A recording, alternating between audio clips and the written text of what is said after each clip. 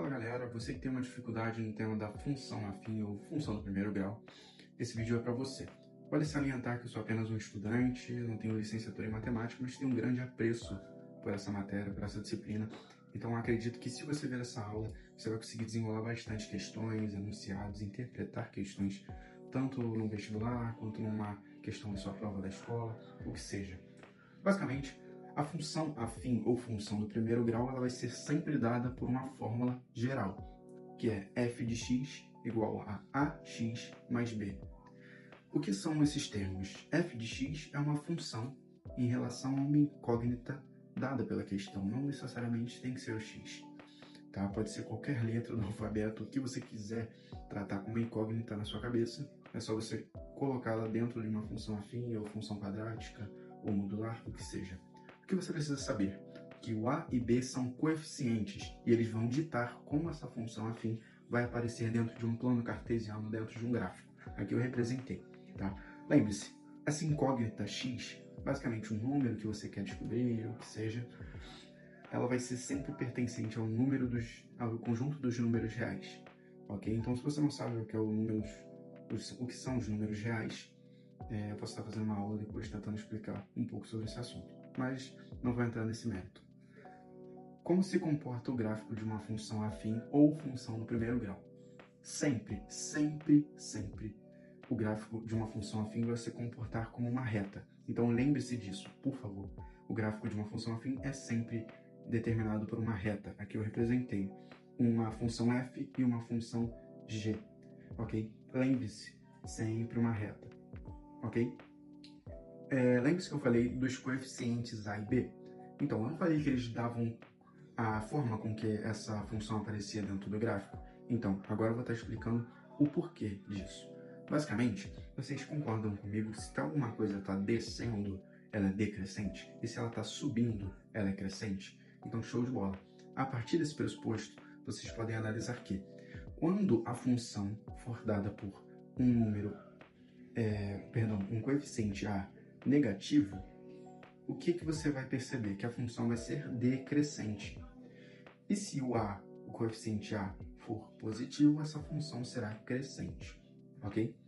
O ponto que corta o eixo x, o eixo das abscissas, é o ponto sempre chamado de zero da função, ok? A raiz dessa função. E o ponto que corta o eixo y sempre será o b, ou o termo independente da função. Então, é só analisar onde corta o eixo y nesse gráfico. Tanto no 2, que é da função f, quanto no menos 2, que é da função g. Então, Matheus, eu posso afirmar que o termo independente da função f é a mais 2, porque ele corta o eixo y exatamente no mais 2? Sim. E o termo independente b na função g será, obrigatoriamente, menos 2, porque é o ponto em que ele se tange com a reta y, o eixo das ordenadas, ok? Eixo y, basicamente. Agora eu vou estar fazendo uma mudança aqui nesse mapinha que eu fiz. Vou estar passando para análise dos gráficos e das leis de formação dessas funções do primeiro grau. Fala galera, agora só continuando o estudo dos gráficos, do sinal da função afim e a tal lei de formação que eu havia citado para vocês, dado por f de x igual a ax mais b. Beleza? Então vamos lá. Analisando o gráfico, o que a gente pode perceber? Eu coloquei duas funções, uma de azul, uma de vermelho. A primeira é a função f de x, que está de azul. Show? E a outra é g de x, que está de vermelho. Aí eu coloquei aqui a lei de formação f de x e g de x. Show de bola? Vale salientar o quê? Que antes de estar vendo ali, ó, na lei de formação, pode ser f de x, g de x, h de x, qualquer letra que você quiser dar, o que vier na sua cabecinha. Show de bola? Não crie encrenca, não precisa ser obrigatoriamente f de x. Show de bola? Então vamos lá. A partir da análise do gráfico, o que nós podemos perceber? Que o f, a função f, é dada por uma reta decrescente. E a função g, ela é crescente. Eu havia citado para vocês que quando a função é decrescente, o a é negativo. Quando a função é crescente, o A é positivo. Então, Mateus, a partir disso, eu posso dizer então que a função f de x vai começar com um sinal negativo? Sim. E a função g de x começará com um sinal positivo? Perfeito. Show de bola. Então, vamos lá. Vamos colocar aqui, a gente está formando, né, a partir do gráfico, a lei de formação. Isso é muito importante para caso a questão de um vestibular ou da sua prova peça, você saiba analisar um gráfico. Show? Segunda coisa que eu havia citado é que o termo independente, ou B, como você quiser chamá-lo, ele sempre corta o eixo Y, essa reta na vertical, tá em pezinho, eixo Y, tá deitado, eixo X. Show de bola? É que eu deixei bem pequeno, mas tem um Yzinho aqui em cima. Então, essa reta Y, onde cortar, vai ser o tal B, ou termo independente. Então, Mateus, eu posso afirmar que na função f de x, o B é menos 2? Claro, porque corta o eixo Y. Outra informação que a gente pode adicionar aqui, que é menos 2, esse é o B. A gente está formando a lei de formação. Show? E o B, então, na função g de x é o menos 1, porque corta o eixo Y. Perfeito, se você pensou isso, você acertou. Show de bola. Então vamos colocar aqui, basicamente, a gente vai colocar a incógnita, que é o x em ambas, ok? O x em ambas. E agora para a gente descobrir o A. Como que a gente descobre o A? Agora eu vou dar uma pausinha, vou estar apagando isso aqui e vou estar mostrando para vocês como vocês vão analisar essa lei de formação e descobrir a incógnita a partir dos pontos no plano cartesiano.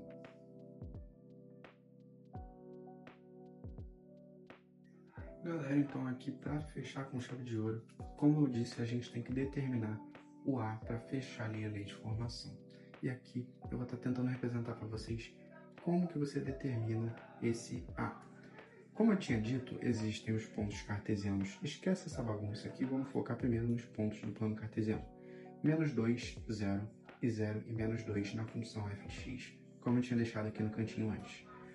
Aí eu representei aqui, o que são essas letras, esses números, Mateus? Basicamente é a lei de formação. No caso ali, sempre x e y, até representei aqui para vocês. Um ponto no plano cartesiano vai ser dado por x e y, em que y é igual a f de x. Pode parecer confuso agora, mas quando você vai fazendo questões, você vai consolidando isso na sua cabeça. Matemática é prática, não tem como você ficar preso na teoria. Então, menos 2 é o x, que está multiplicando o a que a gente quer descobrir. Isso, menos 2. Quem é esse menos 2? É o b, que a gente já descobriu aqui, ok? E isso vai ser igual a 0, porque f de x é igual a y e y naquele ponto é 0. E a gente fez a mesma coisa no outro ponto. 0 vezes a menos 2, que é o bzinho, é igual a menos 2, que é o y, que é igual a f de x, ok? 0 vezes qualquer coisa é 0. Então, a gente vai anular tudo isso aqui, porque não tem como a gente descobrir o a, ok? A gente vai, então, focar naquela primeira sentença aqui. Menos 2, menos 2a, menos 2 é igual a 0. Então, a gente vai fazer uma equaçãozinha básica aqui. Tá subtraindo, passa para lá, somando, ok? Então, a gente vê que aqui o 2 está multiplicando a, se está multiplicando, passa para lá dividindo. Então, a é igual a 2 sobre menos 2, ok? Por que eu passei logo menos 2? Porque o a, que a gente está isolando, tem que estar sempre positivo. Show de bola? Então, a é igual a menos 2, perdão, 2 sobre menos 2, que é a mesma coisa que menos 1. Portanto, menos 1, a, beleza? Menos 1, que é o a, então menos 1x, menos 2 é a lei de formação. Portanto, menos x menos 2 é a lei de formação da função f de x, ok? E para descobrir o a na função g de x, que está de vermelho, é só a gente fazer a mesma coisa. Aqui eu representei da mesma forma. Se tem 0 vezes alguma coisa, a gente corta, que é 0, ok? Então não tem como descobrir o a ali, e a gente vai focar na outra sentença.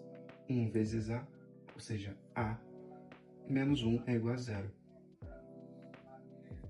Então, A é igual a mais 1. Perdão pela letra, mas eu acho que dá para vocês entenderem. Né? A é igual a 1, porque está subtraindo, passa para lá somando, ok? Portanto, A é igual a 1. Show de bola? Então, meu Deus, esse 1 ficou horrível. Basicamente, A é igual a 1 nessa sentença. Show de bola? Então, a gente conseguiu, então, a partir disso, descobrir ambas as leis de formação, ok? Assim você fecha o conteúdo função. Afim, espero ter ajudado vocês. Sei que eu acabei me estendendo um pouco, mas aqui você tem um panorama geral de o que é uma função do primeiro grau. Espero ter ajudado.